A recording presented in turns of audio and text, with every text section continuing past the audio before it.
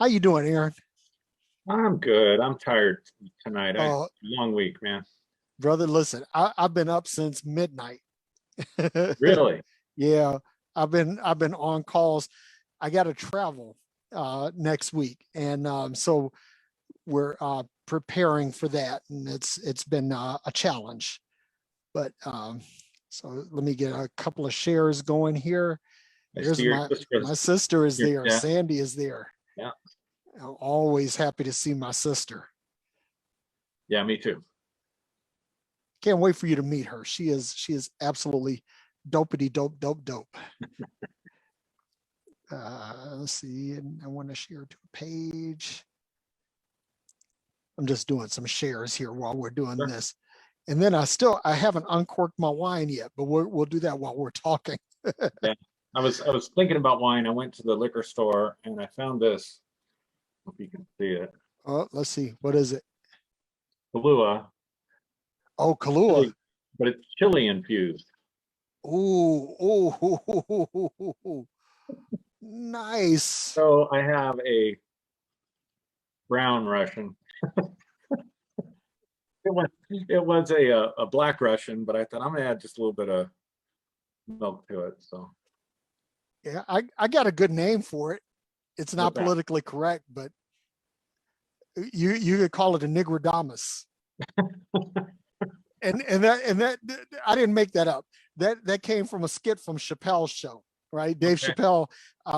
I forget what my man's name was, but he's Paul Mooney is his name. He's a comedian that just passed away recently, but he played like the black version of Nostradamus, Oh, and they okay. and they called him Nigrodamus, and it's hilarious. I highly recommend it. Go out to YouTube and just search on Nigrodamus and just prepare to laugh your ass off. I'll definitely do that. So we have a subject tonight, and since Aaron, you originated that, I'm going to Yeah. go ahead and kick it over to you for the introduction of tonight's topic. Yeah. So, I want to talk about unconditional love. What is unconditional love? Is it a thing really? Does it Yep. even exist? Does it exist? Or is it just another, what would we call it? Is it just a dog chasing his tail? Another Again, religious cliche. yeah, exactly. Uh, I mean, unconditional love. Well, I don't even know if I can speak for Christians these days. I don't even know if they believe in that anymore. But Yep. when I was in it, we believed in unconditional love, God's unconditional love. Pinot What you Noir. drinking? Pinot Noir, Oh, free flight, I and like it's Pinot Noir. supposed to be really really good. So we're gonna see how this all shakes out. I'm gonna pour up a good adult size pour, and cheers, my brother. Cheers. Oh shit, that's good. Oh man. They didn't lie to you, huh? No, they didn't. That one, that's a winner. That's a keeper. All right, brother, keep on rocking, man. Yeah, yeah. So I've been thinking about this for a while because and then it's popular in spiritual circles, particularly what we might call the love and light community. That's what I call Mhm. them. Light worker community, New Age community. They talk a lot about unconditional love, and we seem to exalt that as a value, something that we want to strive for. And so I started thinking about it. What does it mean for something to be unconditional, right? So if you look it up, this is one of those fun dictionary words. You look up unconditional, and it basically tells you the opposite of conditional. Okay. So looking up conditions, I'm going to read you. So this comes from just the first one that Google pulls up. I don't know which dictionary, but it's given me three definitions for conditions, right? The first definition is the state of something with regard to its appearance, quality, or working order. Mm. Number two, the circumstances affecting the way in which people live or work, especially with regard for their safety or well-being.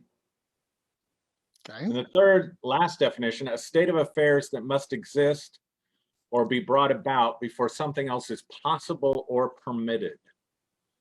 So I think when people are talking about unconditional love, they're meaning the opposite of conditional love. And I think they would go off this third definition here: the state of affairs that must exist or be brought about before something else is possible or permitted. And that got me thinking about conditions in a totally different manner. So here's my premise for tonight, where I'll start. Okay.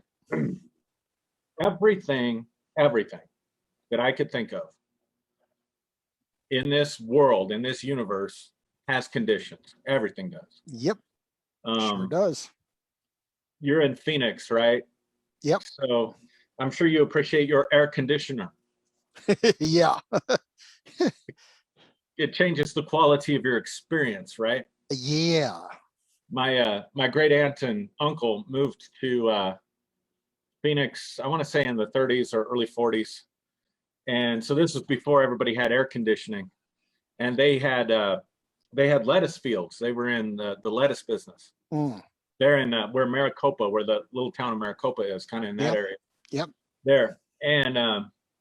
And so she used to tell me, my great aunt used to tell me about how they worked the fields at night because it was too hot to work them during the day, and how they would wet their sheets when they would go to bed. They would wet their sheets down, or they would take a bucket of ice and put a fan in front of the bucket of ice. Various different things they had to do because they didn't have air conditioning, right? So, so everything has conditions. If someone's going to get pregnant, the right conditions have to exist, right? Yep.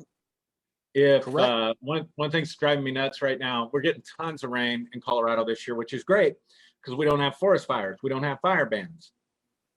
But the last two 4th of July celebrations, they had to cancel all the public fireworks displays because there was high fire danger. So the conditions were right for forest fires and brush fires and that kind of thing, right?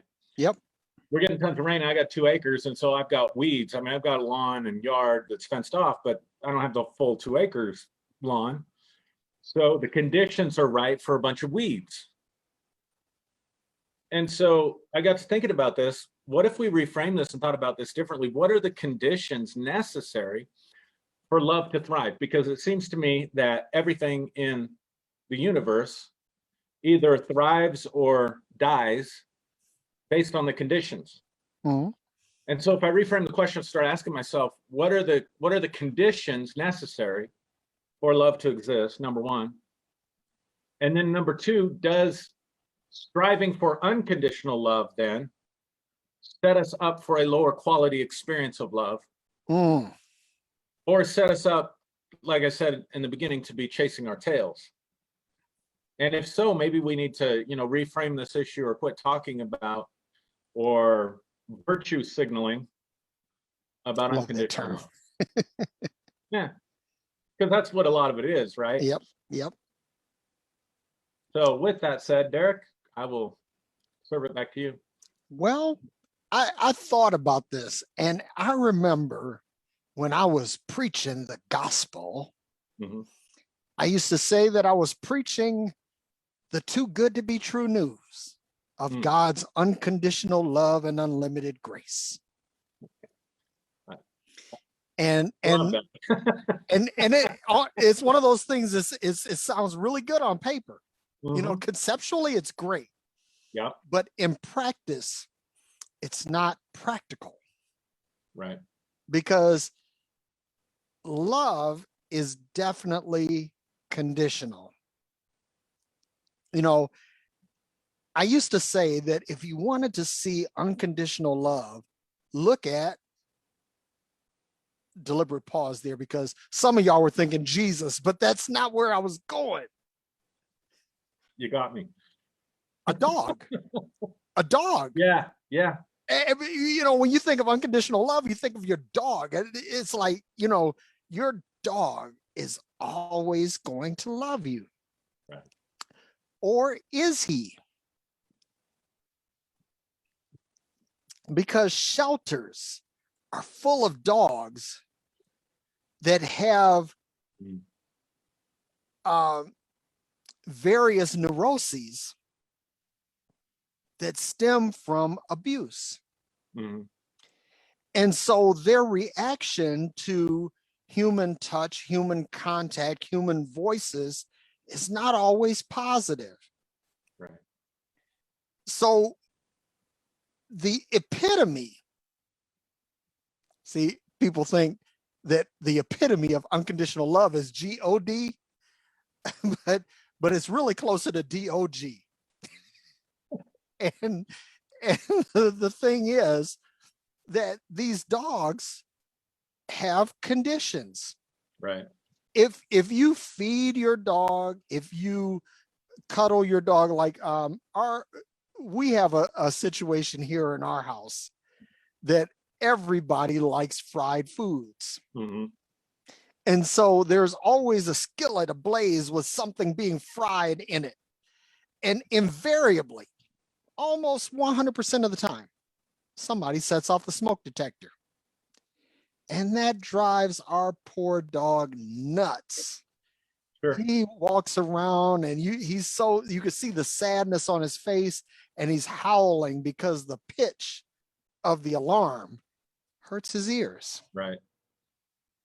But whenever somebody starts frying something in the kitchen, he shows up. You know why? Because somebody invariably gives him some of whatever they're frying. So it's like he knows that this is something that's going to trigger something that hurts him, but he shows up anyway to get something because he thinks he's going to get something out of it. But the funny thing is that if the alarm were to go off every time, like it does, and no one ever gave him a treat, mm-hmm. and sometimes what I'll do, because he's a small dog, I'll pick him up and I'll cuddle him and just pet him, hold him close to my chest like a baby and tell him, hey, Bo, it's going to be okay, buddy. It's going to be okay. The exhaust fan's on. It's going to pass. You're going to be okay. I talk to him like that. And so if it weren't for the petting or for the treats, eventually he would just get so ticked off by this alarm that every time somebody goes to cook something, he would just have a conniption and he'd be hostile. So like you said, there are conditions to everything. There are conditions in order to get pregnant, like you so artfully said. In order to get pregnant, you have to have the proper conditions. In order for grape juice to turn into wine, you have to have the right conditions. Everything is conditional. Life, what makes the earth so special, and when scientists, astronomers look at different planets as where the possibility of life may exist, they look at the conditions, the prevailing conditions of the planet, and say, are these conditions conducive to life as we know it? Now, let me say this. This is where I'm going to step up to my witch's cauldron and stir the pot a bit. Because people, when they think unconditional love, everybody says Jesus. That's what your M1A1 Christian will say. Right. That Jesus is unconditional love personified. Well, that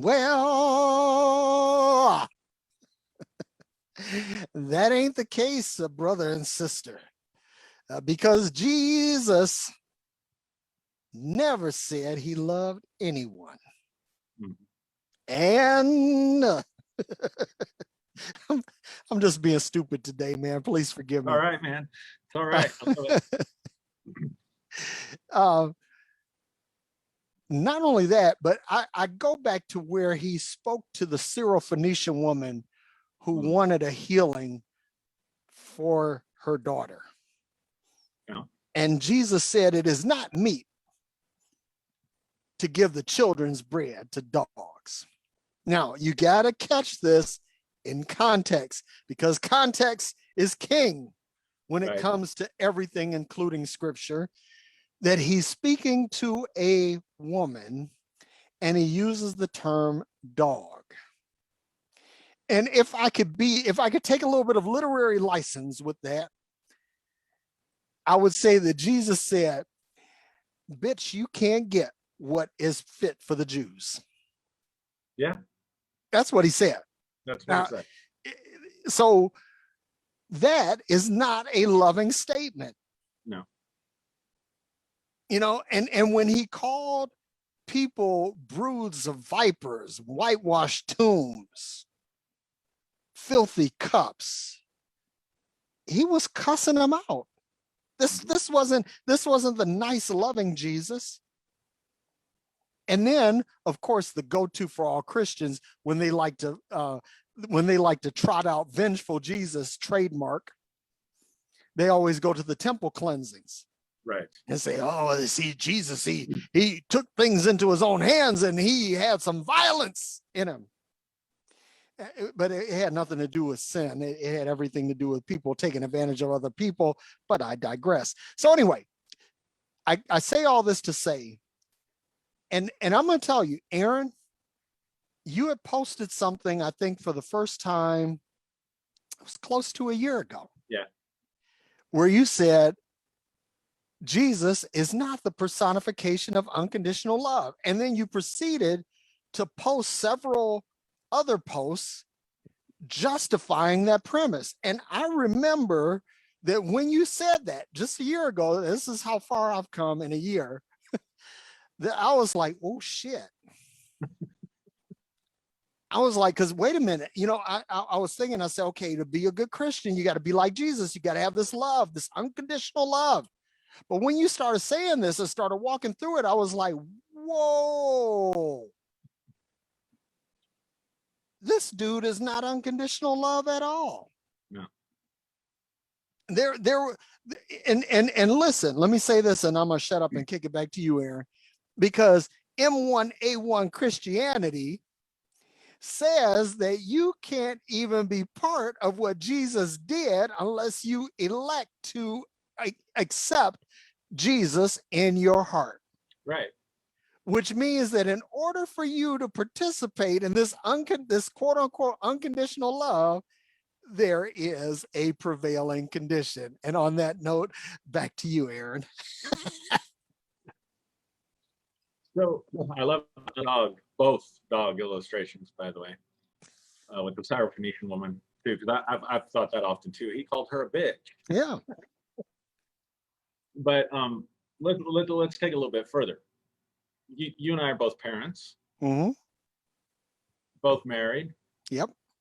So there are certain conditions, and again, I'm using the term condition not in the sense of prerequisites necessarily, no, but in the truest meaning, there are conditions that make for better relationships, right? And if you meet those conditions, just like your air conditioner, you're going to have a better quality experience.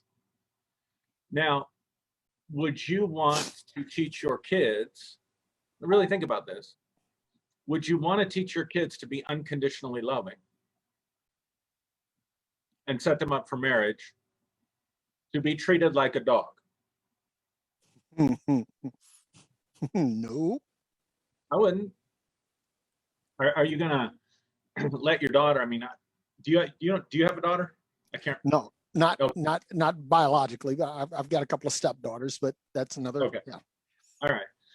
I've just got the two boys, but if I had a daughter, I don't think I would want her in a relationship where she's mistreated. Well, I wouldn't want my sons in a relationship where they're mistreated either, but let's take the stereotypical male abusive type relationship. Yeah, I don't think I would want to teach her to keep coming back into the kitchen to get a scrap of food. You know what I'm saying? Right. And so if we take conditions out of love, then aren't we really teaching people not to value themselves? Yep. Because at that point, you would be willing to sacrifice yourself on the altar of love. Right. Right. Which is, I mean, this brings up another problem with Christianity, because that's what they say, right? That's what we said. The ultimate expression of love is Jesus dying on a cross. Right. Now, think about that for a minute. Just step back from the religious rhetoric, if you're listening, and think about that for a minute. What we are saying and have been saying and putting at the front of at least Roman Catholic churches for years in visual form is that true love looks like excruciating. I'm not gonna be able to say it. Excruciating. Excruciation is what I'm trying to say, right? Because that's where to excruciate, that means that's out of the cross. That's literally what it means. You know something, etymologically, you are correct, sir. I never thought about that. So we're saying love isn't real love unless it's excruciating. And you think about the violence and the horror of Roman crucifixion. And I had to start asking myself, what place does that have in any discussion about love? Mm. And when we make that our primary symbol, our primary archetype, our primary example, what are we doing to the psyche? And how is that effect on the psyche then conditioning how we show love? But watch this. People would say that love, you know, what was who made that song? Love hurts. Oh yeah, yeah. Def Leppard. Def Leppard.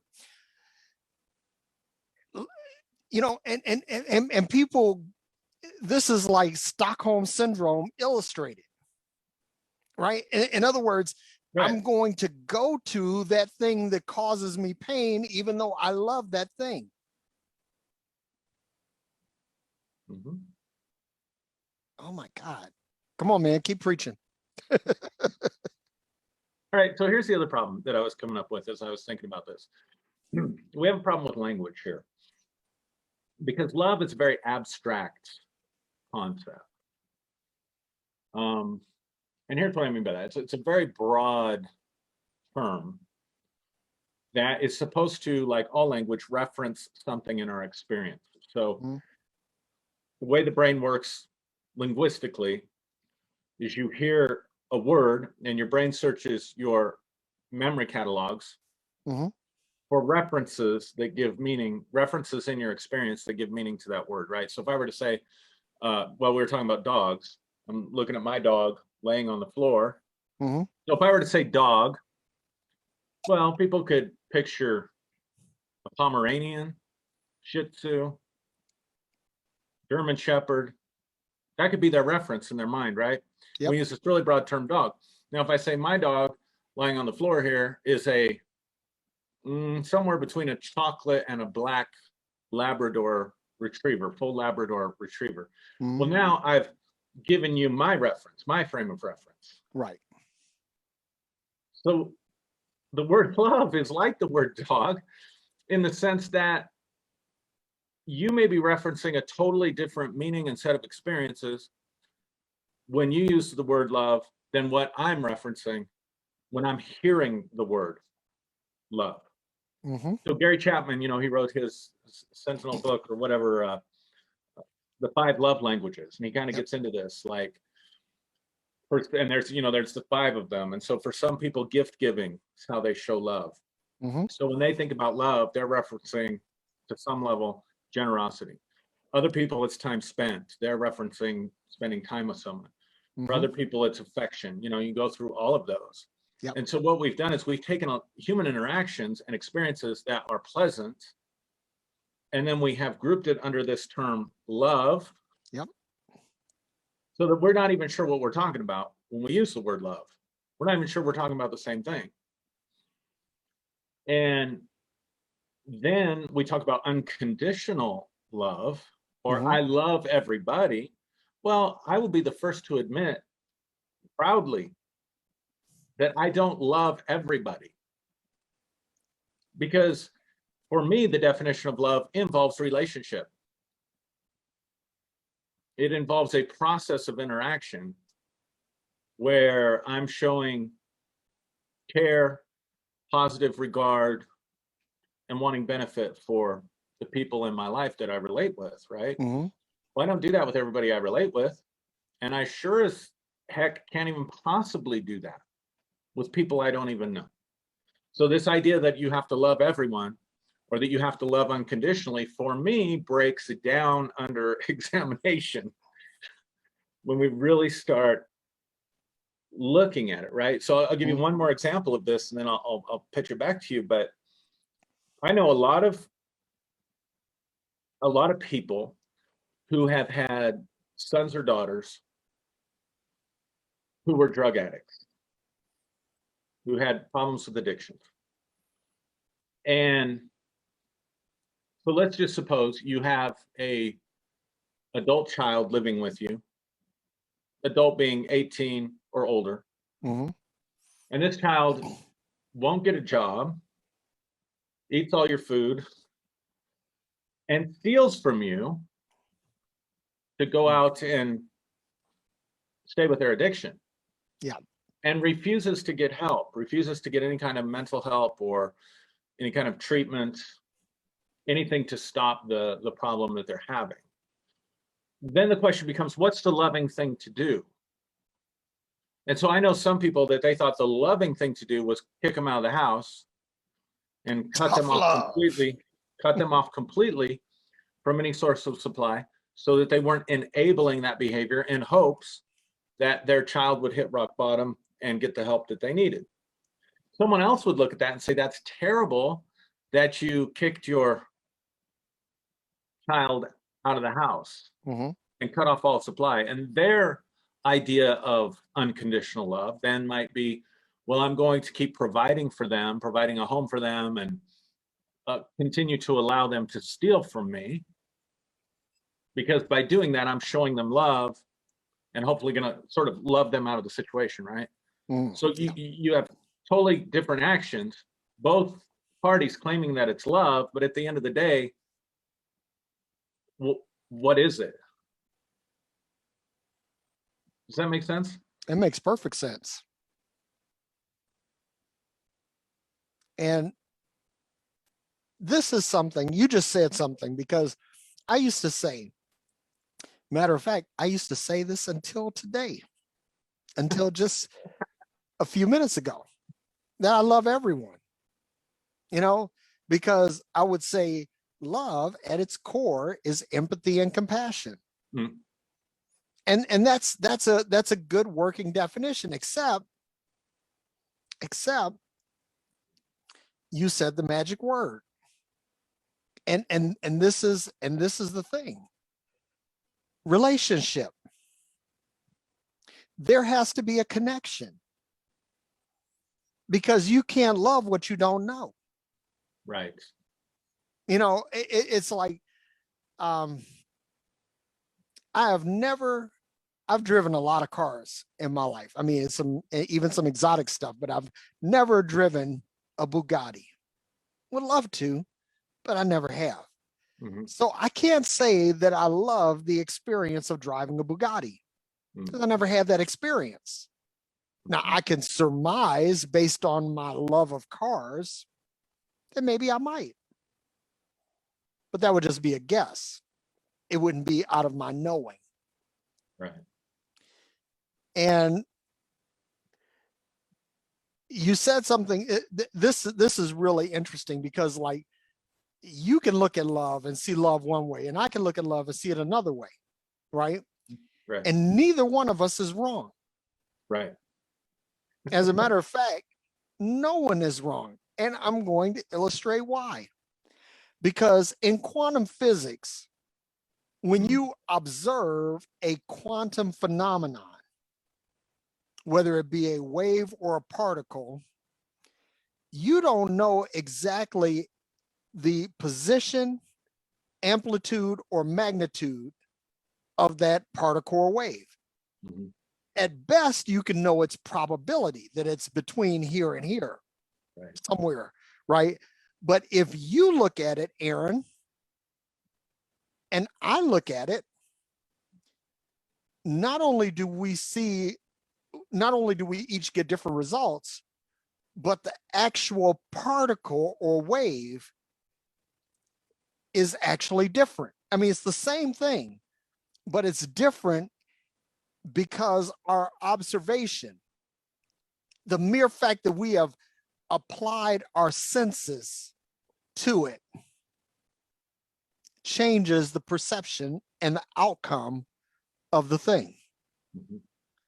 So when I look at love, love appears as something that I am conditioned to perceive. Mm-hmm. And you look at love and it's something that you are conditioned to perceive. And we all have, in addition to conditions, we have conditioning. In other words, how we respond to a particular set or a particular stimuli, set of or a particular stimuli. So now that means that the mere fact that I'm looking at it changes it. And this is where it gets really interesting for all of you quantum physicists out there, is that every time you look at it, it's going to be different. In other words, you looking at it is going to change it, not for everyone else, it's going to change it for you. You can look at the same damn thing and it's different. It's different. And so I say all this to say, because quantum physics helped me to unlock a lot of spiritual shit that I didn't understand. Right. Because I was like, okay, why is it that, you know, in the Bible, it teaches us Jesus Christ the same yesterday, today, and forever. But yet Jesus appears to different people differently. And Jesus does things, which Jesus doesn't really do anything, but in our perception is that Jesus does one thing for this person and another thing for another person, but it's the same Jesus. Mm-hmm. So it's our perception that changes the outcome. Man, and this really helped me. And when I think about love now, I'm looking not at a particular thing, but I'm looking at the realm of probability. Right. And so Matthew DiStefano said something in a Heretic Happy Hour episode that we did, and he talked about sexuality being a spectrum. Right. See, we think of sexuality in détente, right? Mm-hmm. In the beginning, we thought of it as binary. It's right. Male or it's female. Right. Then we introduce, you know, homosexuality, and then we bifurcate homosexuality into, you know, gay and lesbian, and then we get into bisexuality, and now we get into cisgendering and transgendering. And so what we find is that where we thought there were détentes, hard points, you know, right. or clicks on the line, it's really not. It's not a switch. It's more like a rheostat. It's not like an on and off switch on a light switch. It's like a dimmer switch, like that you can have an infinite number of possibilities within this. And I know people, so there's some people out there that are gritting their teeth with that I talked about sexuality in a fluid way like that. But I also believe that love is fluid like that. Right. Because we think of unconditional love. We think of either I love you or I don't, or that right. I'm supposed to love unconditionally because Jesus loved unconditionally, or I love unconditionally because God loves unconditionally, or I want to be like my dog. I want to be like Bo and say I'm going to love unconditionally when Bo doesn't love unconditionally. There is a condition, and watch this. I'm going to say this and I'm going to shut up, because every one of us out here who is a car owner, you understand conditional love, because when your car has gas in it, has a good battery in it, and is in a good state of repair, and it starts up and run, you love your car. But the minute that rascal doesn't start, runs out of gas, or gets out of a state of standard repair, you're like cursing this thing. I mean, this thing was a blessing to you 5 minutes ago, but now you're cursing it. And here's the thing, you know, we all say, love people and use things instead of loving things and using people. But guess what? Even that is a fluid spectrum. Yeah. because I'm gonna tell you, like, I found this interesting that a lot of people that call themselves Christians, they love their pets more than they love people. Oh, beyond a doubt. Yeah. And so here now your pet is a living thing, but it is a thing relative to people. Yeah. Right? It's living, it's a life, but it's not the same. It isn't the same. It's not valued the same as a human life. But we love our pets more than we love our neighbor. Mm-hmm. And so that, brothers and sisters, is a condition. And back to you, Aaron. Yeah. So I think if we could take the trigger away from, and I'm going to process some of what you're saying, because you're making me think some thoughts I hadn't thought before too. But if we can take the trigger, the emotional trigger, out of the word conditional, by understanding the word condition better, by understanding that it is the cause that affects, right? So there are certain things that can, certain causes that can affect a greater level of love, so that you move up that spectrum on the loving end of it, the empathy, the compassion end of it, right? Yep. And if we're okay, if we just understand the nature of things, that everything has conditions, that's just part of the world we live in. Yep. Then it doesn't make you a bad person or a mean person or somehow less virtuous than someone else. If you can say, you know, my love is conditional. We can just kind of take the emotional trigger out of the word, I think that would help. But I'm sitting here wondering, listening to you, Derrick, and I'm sitting here wondering, well, damn it. The way we talk about love as a virtue, as a quality, as a moral, does that even exist? And here's what I mean by that. So if I were to say, I love Friday nights. I love Freeology Friday. I look forward to it all week long. Me too. And I love Derrick Day. And I love this exchange that we have. Now, if I'm break down what I mean by that, it gives me bliss and pleasure to spend this time with you and with the viewers, right? Yep. It's an enjoyable experience for me. It's a quality experience for me. It's an edifying experience for me. There's so many different things I could say about it, right? That builds value in this time for me. So much so that, you know, it's the end of the week. We're both tired. And it would be very easy to just, oh man, it's just been a rough week and I'm just tired and I don't want to have to think and I don't want to have to talk. And so it'd be easy to say value relaxation more than time on Freeology Friday. Mm-hmm. But I love Freeology Friday because of the quality of experience and the value that that quality of experience brings into my life. Now, what I'm talking about though is an interaction. I'm talking about a process. I'm not even talking about a thing. I'm talking about an experience that I have that creates a certain effect in me that I enjoy and so I want to pursue. And I call that love. So is it possible then that we mistakenly think of love as a nature? We think of love as something that's an inherent quality. We think of love as a virtue. We think of love as a moral commandment, rather than the way we really use the word is to describe our bliss, describe the things that make us feel good, describe the things that make us happy, describe the things that we enjoy. And so is it a descriptor of our experience? And in that sense, what would that be? More of an adverb or an adjective? Yeah.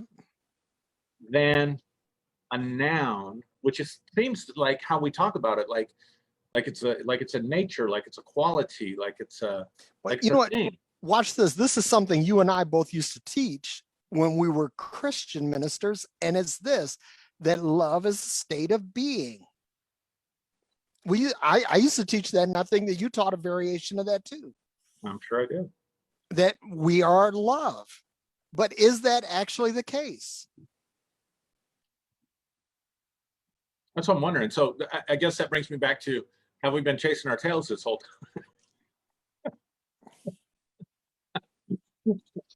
Because it is, Derek. I mean, at the end of the day, it is. Now, if you're a person, you're watching, you're listening to this, and you're someone that you value people,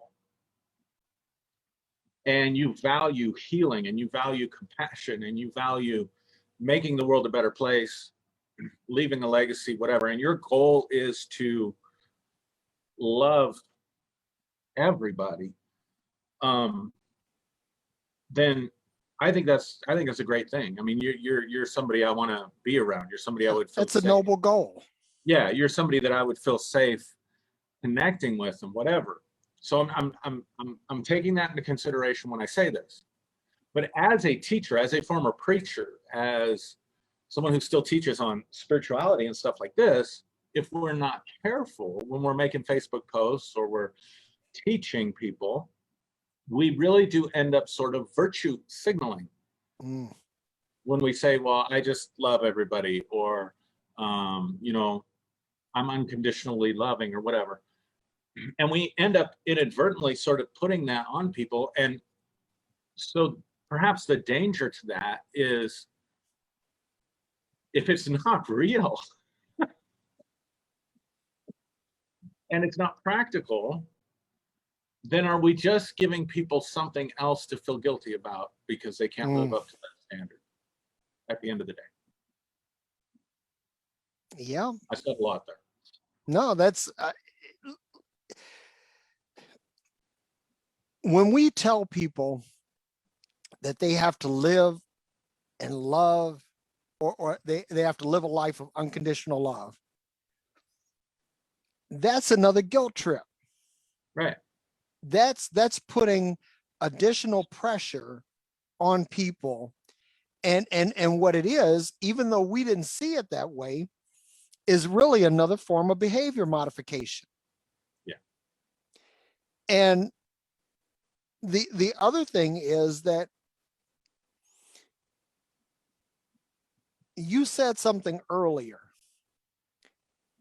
that if I don't place conditions on my love, which if I think of my love, if I think of it as my savings, or if I think of it as my portfolio of investment, if I think about it as something real and tangible, but I give it away, I'm indiscriminate about it. In other words, I'm unconditional about it, then that means I cheapen it. And you said that earlier. And this is something that listen, this is something I'm wrestling with in this moment. Because I used to always say, love unconditionally. Let me tell you something. I have to make a confession, because I was writing a book that was called Love Forward, Advancing Humanity at the Speed of Thought. That was the book. That was Great the book. Title. Great title. And it's a great book. And it's mostly done. And it will probably never see the light of day. I mean, seriously, I'm going back onto some other projects, and I'm pissed because I spent like at least 3 years in writing this. But I'm saying I don't believe in unconditional love anymore. Matter of fact, not only do I not believe in it, it simply doesn't exist. Right. And I had to come to grips with that. And so I'm listening to what you're saying, and it's as I'm juxtaposing what you're saying now in this moment with the words that I put in the page, I'm at the conclusion that no, I can't do that. I can't give that to anyone now, because if I do that, I'm giving it from a place of, in other words, I don't believe in what I'm saying to you. Right. And that will make me a hypocrite. And that's something that I deliberately try not to be. Right. So this whole thing about unconditional love, I don't want to make my love cheap. Man, God damn it. It's like, we used to talk about sloppy agape and greasy grace and all of this stuff. We used to have all these little cliches and how, but love is unconditional. But wait a second. If you can have sloppy agape, that's love. That means that what is sloppy, right? You're just giving it away. You're not putting any conditions on it. You're not viewing it with any value. You don't see any intrinsic worth in it. And so as a result, you just say, well, I'm just going to spread it all over the place. But anything that you spread all over the place is something that you don't really value. And that's, man, Aaron, I'm telling you, this is like, this is a seminal moment for me. Wow. I mean, I'm literally, listen, those of you who are watching, you guys are watching Derrick grow in real time. Well, thank you, Derrick. I appreciate that, man. And me as well. And again, I know this is probably maybe triggering for a lot of people because it's so, I mean, it cuts against the grain. I mean, it's like there are certain things that are taboos, right? So for some people, you mentioned the transgender issue, sexuality on the spectrum, homosexuality, bisexuality, cisgender, all that stuff. And to some people, that's taboo. That's a taboo subject, right? So what's the opposite when something is not taboo? Like, I don't know if there's a term for the opposite, meaning that it's held in such high esteem within society that it's a assumption that we make that the highest virtue a person can have is to love everybody or be unconditionally loving or those kinds of things. Would that be norming? Yeah, I guess, yeah, like a social moray or a social norm. Yeah, absolutely. Yeah. And I think the language is such a shock to that system that I can just imagine people having resistance to it, which I totally get. I mean, totally get that. So I just want to, invite those people to go back and re-listen to this because we're both growing and talking and sharing and evolving, like you said, in these moments together. And so but I want to recognize, this really can be a triggering topic. It can be. And but again, I love what you said, because here's the thing: the way you're talking, Derrick, we've almost reframed it to such a degree. I just thought of an example to explain the point, but we've reframed it to such a degree to say, look, if you, rather than seeing unconditional love as a virtue, unconditional love is actually cheapening what you have to give and share with the people that really mean something to you in your life. And let me piggyback on that real quick. Yep. Because it's not just cheapening what you have, it's cheapening what you are. Oh, come on, man. Come on. I mean, that's just straight up, man. I mean, it's like, think about this, right?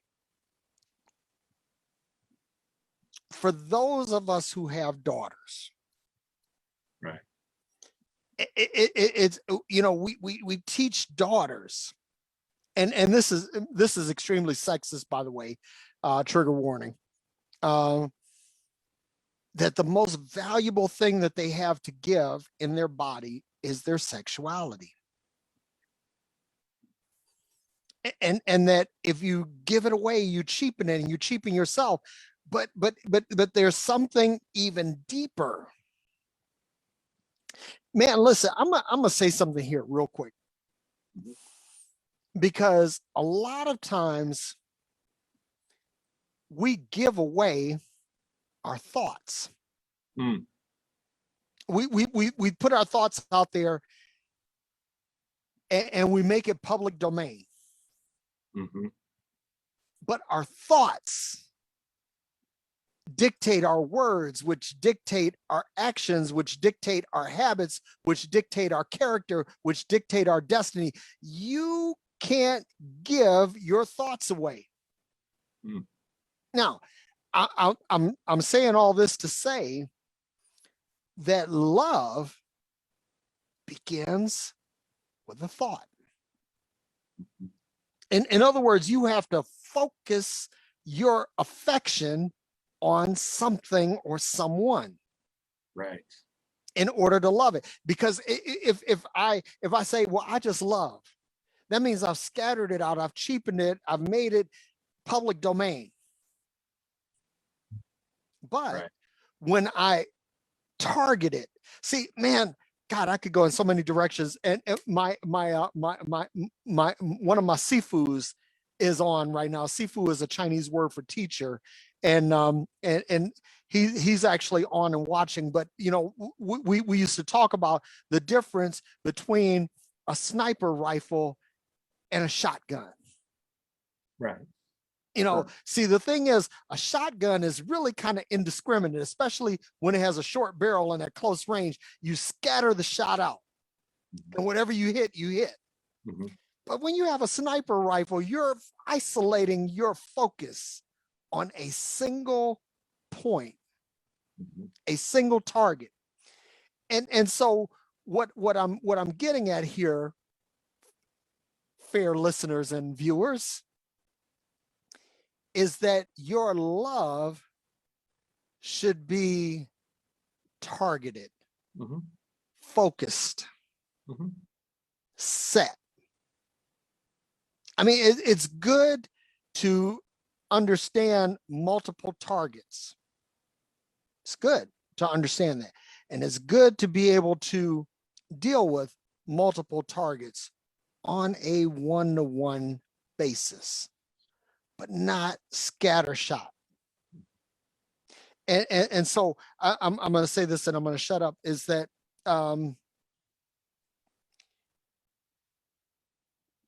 we have to live life intentionally. And one of the things that I've learned is that you will never get an intentional result from an accidental action. Right. You are not going to slip, trip, and fall. I got to say this too. Oh my God. If people say, I fell in love. I fell in love. You know, Elvin Bishop saying, I fooled around and fell in love. And I always say that if you fool around and fall in love, then go back to where you slipped and tripped and fell and make it intentional. Ah, that's good. Because if you fell in love, there's a good chance that you'll get up and get out of it.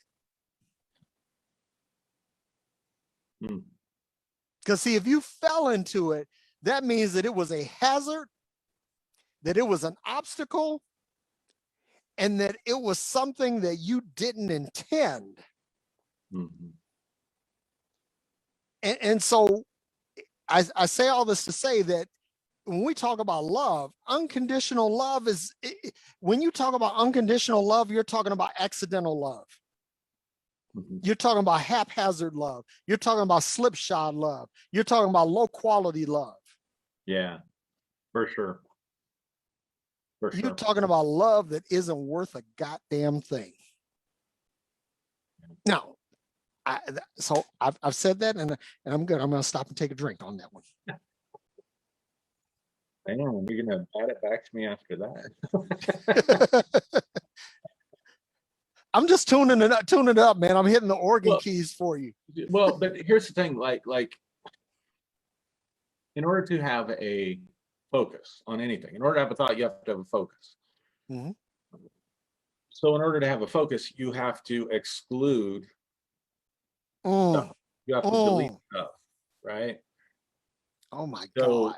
if you make a decision, love is a decision. I thought, how shitty is that? I mean, some of the stuff that we learned in marriage seminars and stuff like that. I mean, sitting there telling married couples, love is not a feeling, love is a decision.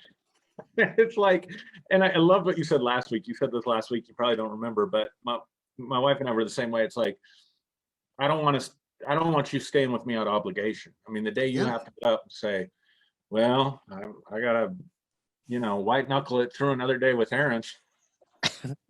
No, get up and leave. It's the Shit. day that, you know what I mean? And so to make a decision, cut things off, you have to cut off everything else. We talked about Woo. that too, right? So Woo. yeah, I mean, if what is the object of your affection? This brings me back to pursuing your bliss. What is the object of your affection? What is the object of your desire? That's what you love. And you cannot love everything or everybody. You can't. No. And so be cool and be chill with yourself and focus on the conditions, right? Mm-hmm. That will give you the highest quality experience with the people and things that genuinely are the objects of your affection. Mm. And that's real life. That's practical. There's nothing wrong with that. And so take the pressure off to, try to be something that maybe is completely humanly impossible to become. Mm. Dude. I tell you, man, trying to love unconditionally is exhausting. It is. You will grind yourself to a spiritual nub trying to love unconditionally. And I know I'm not speaking anecdotally, I'm speaking empirically out of the abundance of my experience. Because I really wanted that whole, listen, I wanted to be like Jesus. But Jesus wasn't like that. I'm about to say something blasphemous here. I had elevated Jesus to something that he's not. Yeah. Mm-hmm. Sure. And the thing is that when we try, listen, your standard, and this is going to help somebody, this is going to bless somebody. Your standard is that gal or guy in the mirror. That's all you have to live up to. That is the only standard. That is the only God that you've got to please. Because anything external to that, trying to please people, trying to live up to the expectation of things, or even trying to live up to some standard of divinity will wear you out. And people wonder, and especially people that are still struggling with religion, they wonder, why am I so tired? Why am I so spiritually exhausted? And this is why, and this is going to help you, why you go to church. Because you think that is the place of replenishment. Yeah, right. You Yes. treat it as though it's a gas station, No, but yeah. really, People you're the gas pump. come on, Derrick. People used to tell me all the time, I need to come get my tank filled today, Pastor. Mm-hmm. I know. I mean, I used to believe that. I used to even say this, right? As a pastor, I said that I had to have a pastor. And so when I was a bishop, I would say I'm a pastor to pastors. I am the filling station where other pastors can come to get filled up. But I too had to have a pastor, so I had to go and get replenished. But the reality is that you think that you're a source, but you're really a leech.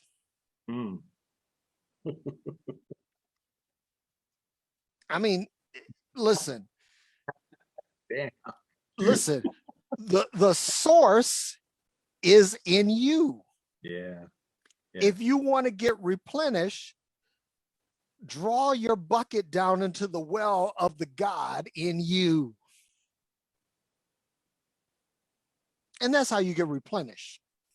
Because I'm going to tell you something else, that if you're looking for external replenishment, because listen, a car is a great metaphor. An airplane is a great metaphor. A motorcycle is a great metaphor, but you are not a car. You are not an airplane. You are not a motorcycle. Right. You are the holy grail of physics in that you are a perpetual motion machine. Mm-hmm. In other words, your prime mover in whom you live and have your being is right here. And if you go external to that, you will be forever disappointed, disillusioned, and depleted. How's that for illusion? It's good, man. It brings me back to last week, talking about, I think it was last week, we talked about being, or maybe last couple of weeks, we talked about being your best and most authentic self, right? Week before last. Yeah. Week before last. Yep. Yeah. And so being able to, like, it's so weird how society and religion conditions us. That, like, some of the most basic mental health things that you can do is what you enjoy. And for some people, they have to find that out. For some people, they are so moralized, they are so socially conditioned, and they are so beat down that they don't even know if they like the taste of chocolate. You know what I mean? They don't know what kind of music they really like because they've spent so much time trying to live up to the social norms or the group expectations or trying to please other people that they don't know their authentic selves. And one of the most mentally healthy things you can do, and then this goes back to knowing thyself, right? Know yourself. Mm-hmm. Know, again, I've said this 3 or 4 times tonight, and I hadn't planned it, wasn't part of what I've, even more my thought process was and thinking about getting ready for this, but find your bliss. If you enjoy certain music, spend time with that music. If you enjoy certain kinds of people or certain hobbies or certain activities or foods or, Yes. follow that stuff, and you will find oftentimes that your anxiety and depression or whatever you're struggling with on a mental and emotional level will lessen, because sometimes the problem isn't your brain chemistry or even your hurts as a child or your trauma. Sometimes you're just so busy living somebody else's life that you're not living your own life. And that's what I'm hearing you say, Derrick. Like, I love that, man. The only standard you have to live up to is the one in the mirror. That's it. And so find out what you enjoy, find out what you love, and pursue those things, and let the rest of the world take care of itself. I mean, one of the best things I ever did, I read one time in a book, like, your job in this life is to make yourself happy. Your job is not to save the world. Yep. Or change the world. The world was fucked up before you got here, and it'll be fucked up when you leave. Come on, man. And so I think we waste so much energy sometimes because we're looking for that significance. Maybe, I don't know what it is. I know I wasted a lot of my life, trying to change a system and change a world that didn't want to be changed at the expense. There's nothing wrong with wanting to have an impact, nothing wrong with wanting to have influence, nothing wrong with wanting to leave a legacy, but not at the expense of your own bliss and your own happiness. Then we're back to Jesus dying on the cross. Right. I look at this like I have opinions. I have thoughts. And it's funny because people say to me, "Oh, well, Derrick, you're just trying to stir the pot." And some people say, "Well, Derrick, you're just striving for attention." And it's neither. My thoughts are very strategic and very tactical. I put them out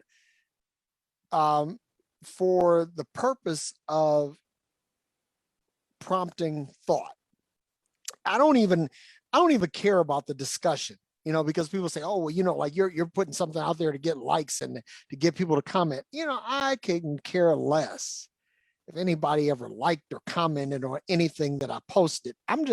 These are my thoughts. And I put it out there because I think that if you think about things, you'll come to some conclusions that will allow you to live a freer and happier life. Mm-hmm. That's it. And I'm going to say this, that if your thoughts don't bring you to, listen, every thought you should think out to its most illogical conclusion. See, that's the thing, like people think in terms of positive reinforcement. Mm-hmm. That I want to think thoughts out to their most positive conclusion.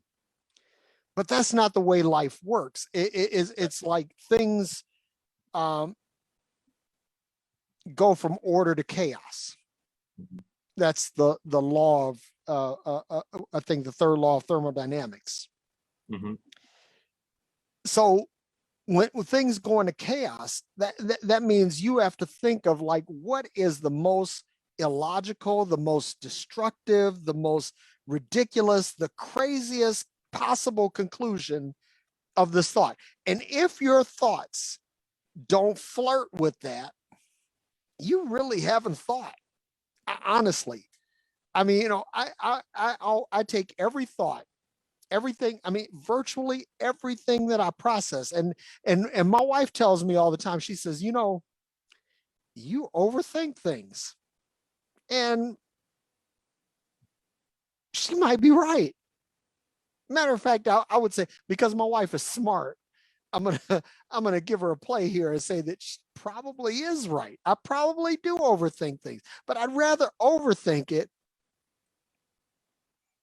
and miss it, overshoot it, than under aim. So everything that I'm thinking of is, so when you talked about love, is love unconditional? I'm thinking of, okay, what are the ramifications of that? What are the most ridiculous conclusions of that? And if we really stop and think about this, then what's going to happen is that we're going to come to some really unusual conclusions about love. And you'll say, okay, Derrick, what is the point of that? Right? Because it is the ridiculous that pushes the envelope. Mm-hmm. Society doesn't advance according to norms. Right. It is when the norm is broken, it's when the paradigm is shifted, it's when the envelope is pushed, then that's when humanity takes its next evolutionary leap forward. Yeah. And that's where we need to be. So yeah. I'm done. I'm done. I love it. I think it's another great discussion. Always is, man. Every time I get a chance to sit down and talk with you, Aaron, I'm telling you, man, this is like one of the high points of my week, man. I mean, this is one notch below kissing my wife good morning. Hey, man, can't do much better than that. Yeah, I mean, it's just one notch below that. Better watch out, Derrick. I'm wearing a pink shirt. Hey, listen, man. If I were there with you right now, I'd lean over and kiss you on the cheek. On the cheek, damn it. But I kiss you. Oh, that's funny. That's great. Thanks, everybody. I just happened to see this. Daryl Carlson said this, and I love this. I got to read this. Hey, let's do this real quick. Let's go through the comments. And let's change it up a little bit. But go ahead. You're talking about Daryl saying.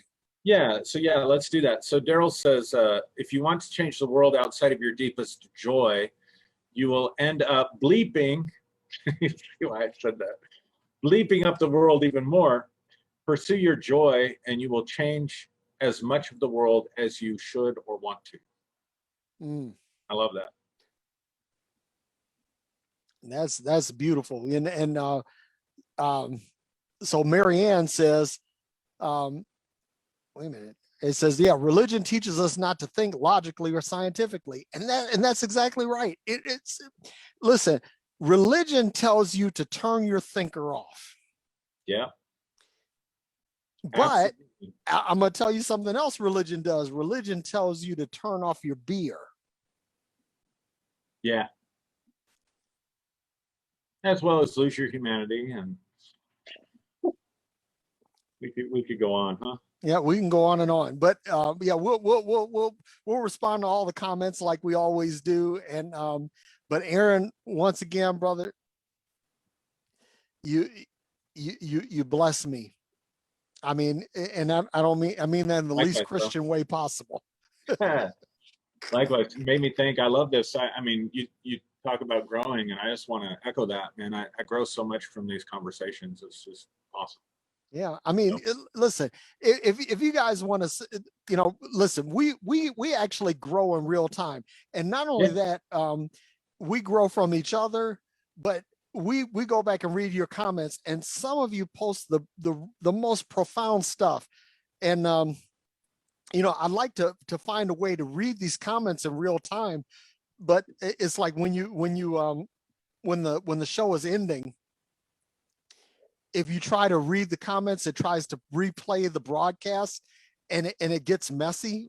I tried that once, and it was an epic fail. Some of y'all may have caught that, but yeah, I grow from what you guys say. This is just absolutely a growing experience. And so, Aaron, man, we've been at this now. I wish I knew the exact date, but we're close to a year now. I was going to say it's been about a year, I'm sure. Yep. Yeah. Yep. Yeah. Love it. Yeah, we'll definitely go back. I've been super busy, just so people know. I mean, I haven't been as active on Facebook because I've got a lot, Derrick, that you know about. It's just going on in my life right now. It's keeping me super busy. So yeah, understood. I got some catching up to do on the comments. So anyway, thanks everybody for watching and supporting in your comments. And I echo exactly what Derrick said. Namaste, y'all. You guys come up with some of the great stuff, and I'm growing in real time reading your comments too. So thanks for keeping them coming. Yep. So until next time, we love y'all. Yeah. Namaste. Namaste. Peace. Thanks, Aaron. Love you, man. Thanks, Derrick. Love you too, man. See you later. Bye-bye.